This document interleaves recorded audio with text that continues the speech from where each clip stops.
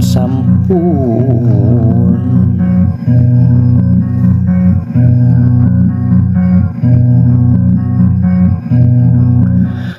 tekung sisa tahun desa Prakjatu Kerami jeung Putri Dewi Sarkati Prabu Wastu Kancana nukatlah Prabu Wangi Sutah boga anak lalaki nya ngaranan Sang Haliwungan.